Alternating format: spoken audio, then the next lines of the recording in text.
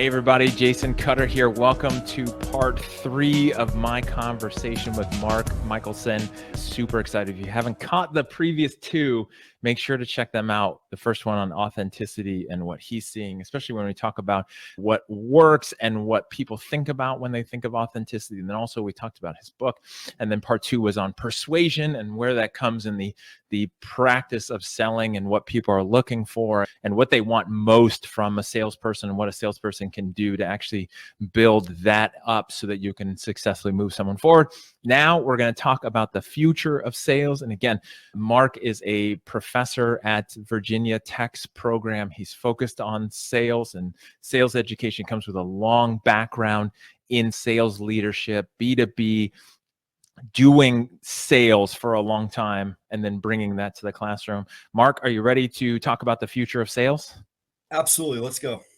All right. So when I think about the future of sales, I think about 2 sides, right? So there's the salesperson themselves and what the future looks like for them. And then there's what customers and consumers, buyers, no matter what you're selling, like we've talked about, it's all the same from a human standpoint, is what they want. So let's talk about the salespeople part first. When you look at especially your early days in sales to now, and then where sales goes forward, what do you see for the future of sales people, what they've got to do to be successful now and or in the future? I think right now and in the future, they have to have a very solid foundation of sales technology. And I don't care what company you go to, there's going to be some type of CRM system they use. And you have to be able to navigate a CRM system to be successful. Technology is going to have a role in sales, and it's only going to continue to increase. So the more knowledge you have, the more of a foundation you have when you go to a company, that's what you need. They will teach you their system, but having a foundation is going to make it that much easier for you to adapt and to be integrated within their system and their company. Where do you see that resistance even now, or do you see that with future salespeople that you're teaching, where they aren't into the technology, they don't want to use CRMs, they just want to talk to people? I bring this up all the time. I'm like, that's all fine and good. You can talk, but how are you going to follow up? What are they talking about? How are you going to continue this conversation on meeting number 2? Because if you don't have any notes and if you don't know what they want or how many times you've called them, you're going to be wasting your time and you're going to be wasting the customer's time. Not only that, but if you go on vacation and your customer calls in to the office and wants to put an order in, there's no record because you're the only one that has it. That's why you need to embrace technology. And the salespeople of the future, this is right up their alley because they've grown up with technology. So they are going to adapt very quickly to this, and they're going to gravitate towards that because they understand technology. It makes their lives so much easier in their personal life. Now it's going to make their professional life that much easier. And I sit there and I listen to the students with their internships and the systems that they're working with. And I'm like, I would have given anything to have that when I was in sales and when I first started, because it makes your job that much easier. And you don't need to focus on the mundane paperwork because it's all right there. It's literally at your fingertips, and it's going to make life and your job that much easier. And you're going to be that much more efficient.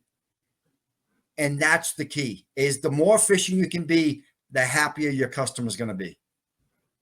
Yeah, and it's interesting to think about that because I think you're very right that with the future generations of salespeople, like whatever age somebody might be, having technology from the beginning and it just being a part of life versus, let's say for you and I, where maybe there's no internet, there were no computers, like it wasn't a thing that you had. And then it was something some people embraced over time and other people just didn't.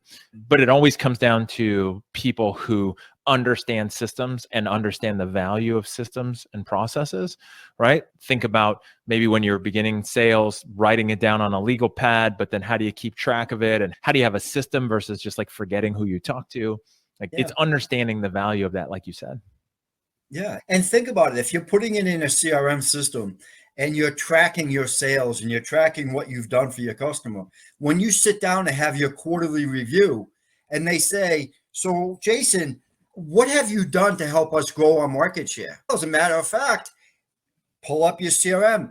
These are the leads. These are the pieces of business that we're working on. This is the opportunity that we can get if we close it. This is the business that we've already closed. This is what we've brought to the table because of closed business. It just, all of a sudden, your value in your customer's eyes goes up tenfold. And value is the differentiator between you and your competition. And that's the key. That's what technology does for you. So my next question was going to be, in the future of sales, what does that mean for consumers? What are buyers want more of or less of in the future of dealing with a salesperson? So obviously there's value that you mentioned. What else?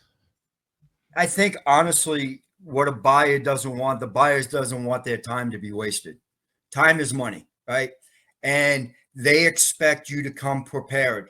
They expect you to do your homework, to know who they are, what markets they go into, who they're already buying from, what are the opportunities, and what can you bring to them that's going to help them increase their market share. The more information you bring, the better prepared you are for your meeting, the better the meeting's going to be. And that's what the buyer's looking for. Because again, the internet has changed the way the buyer is approaching meetings, because they're gathering all the information before you even walk in the door.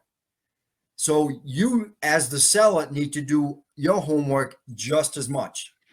Yeah, and it's so true when you look at that. The thing that I focus on in helping companies and teams understand that customers, buyers, they care about the sales experience from their perspective, mostly from self-centered. We all want what we want, and the tolerance for putting up with a bad sales process is much lower because we have a nearly unlimited choice. So back in the day, you wanted to buy something, you had to go to the store and hope that they had it, right? Yes. Car, a couch, whatever, or you'd spend your whole day or weekend driving around to all the other stores, but you're still limited in geography. Now you just pick up a phone anywhere. I could order a couch from another state and get it delivered, and it doesn't matter. I don't have to put up with your crappy process or your professional way of trying to sell me. I try to tell my students that if you want to be successful, you have to put yourself in their mindset. You have to get on their side of the table and try to figure out what they're thinking, what's going on in their minds, and what is their day like, and put yourself in their shoes. Have empathy. You have to have empathy as a salesperson and understand what's going on across the table. If the more you can understand the buyer, the more you can look at them and try to figure out what's going on, the better you're going to be, and the better you're going to be for that buyer. So what's interesting is that when I talk to people about that, they get it. When I say, hey, when you're a customer, what do you want? And then what do you tolerate and not tolerate? And then there's still this disconnect with people. Maybe it's the autopilot unconscious part where what they like and don't like as a customer, but then they get into a sales role and they just get into sales mode where they think they have to do it a certain way. Yeah. And I think that's what it is, that they go into a sales call and it's like they have a mental checklist. Is I got to do this and this because that's how I was trained. And I need to get through these 4 steps in this meeting, rather than I'm going to go through this step.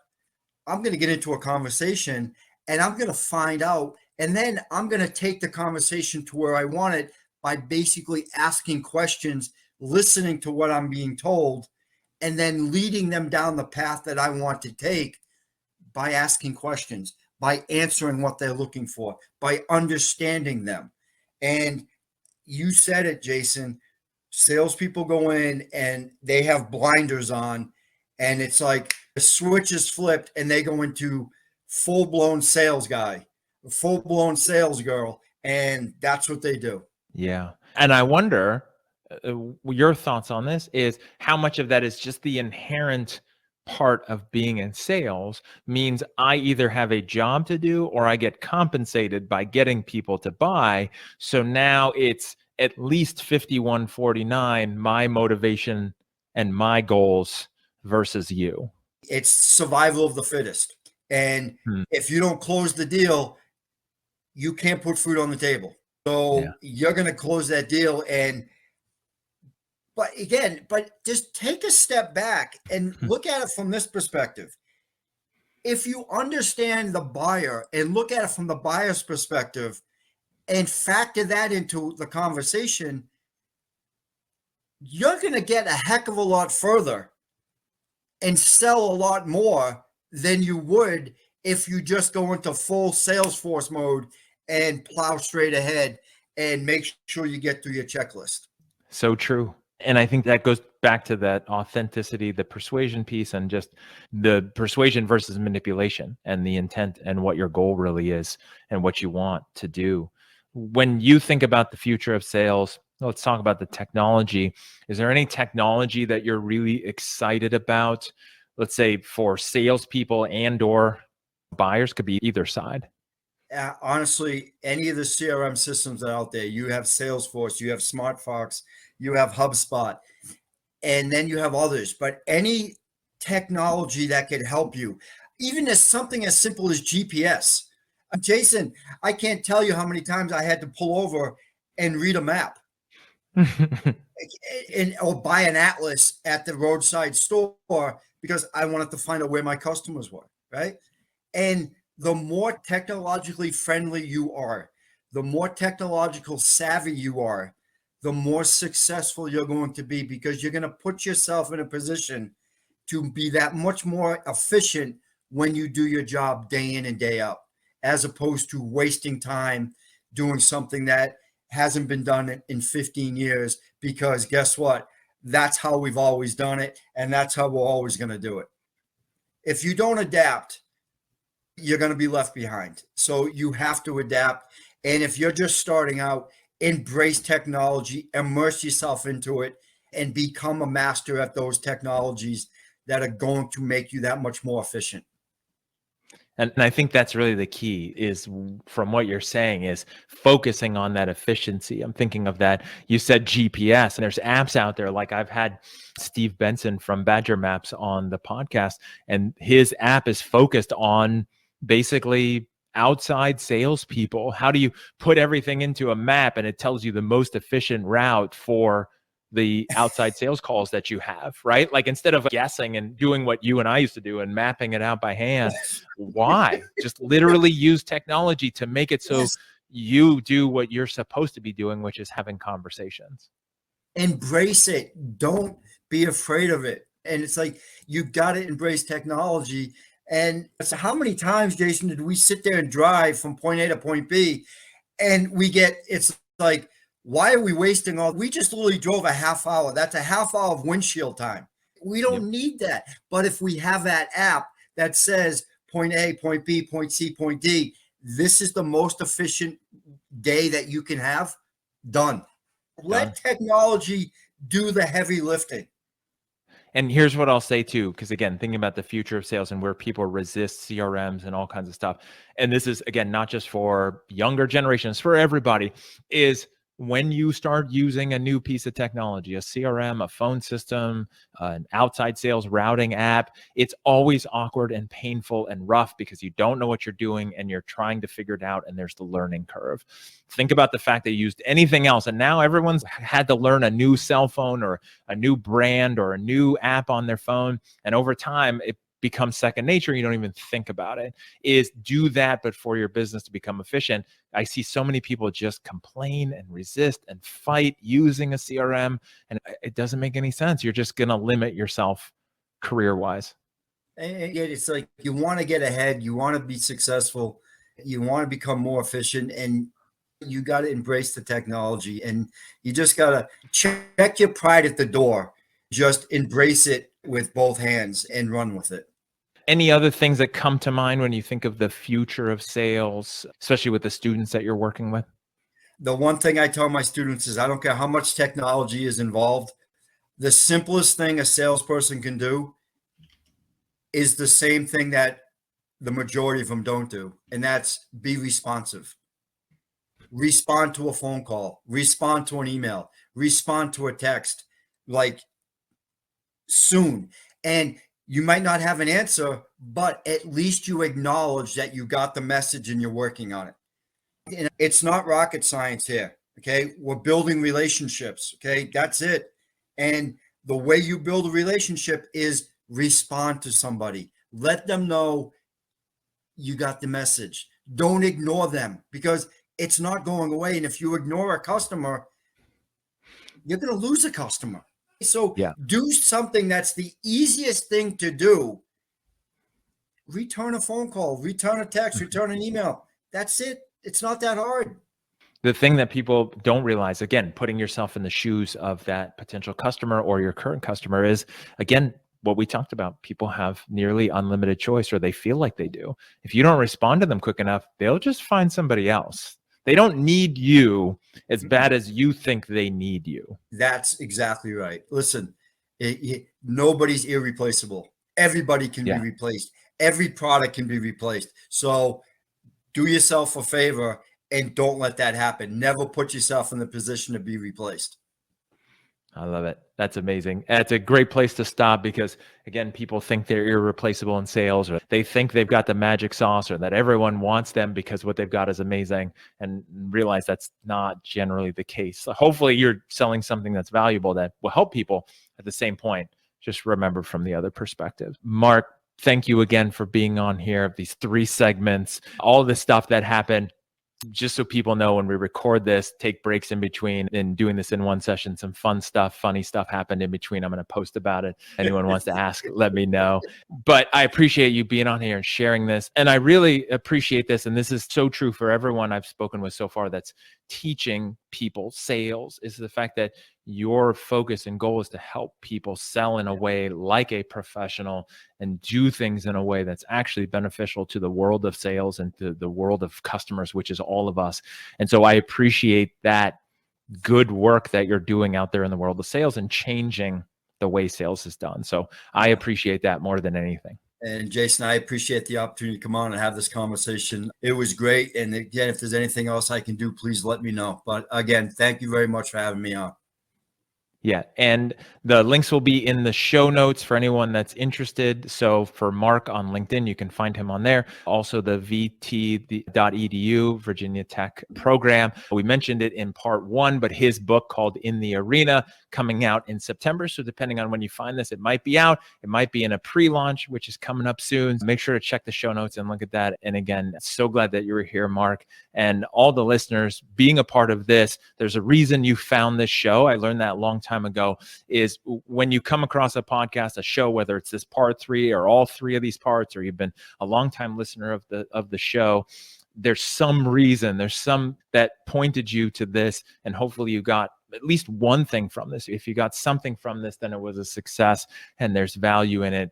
And hopefully you can take that into the world of sales and all the people you are a part of their lives when you're selling. And that's really the goal. And I appreciate you being here. Make sure to subscribe, make sure to share these podcasts, make sure to get this out there so that we can all be a part of changing the way sales is done. And until next time, thank you for helping fill the world with authentic persuaders.